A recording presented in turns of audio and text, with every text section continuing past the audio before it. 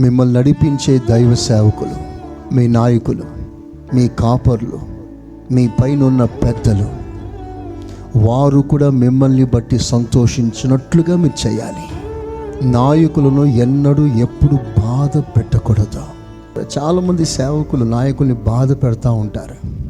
కొన్నిసార్లు సేవకులు వారిని బట్టి ఏడుస్తాడు.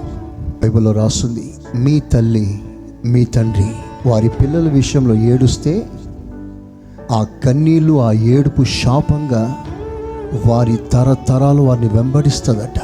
ఒక తల్లి తండ్రి యొక్క కన్నీళ్ళే తమ పిల్లలకి శాపంగా మారితే, ఆత్మ సంబంధమైన తల్లి తండ్రి వారి విషయంలో బాధపడితే, కన్నీరు కారుస్తే ఆ పిల్లలకి ఏం ఆశీర్వాదం ఉంటుంది?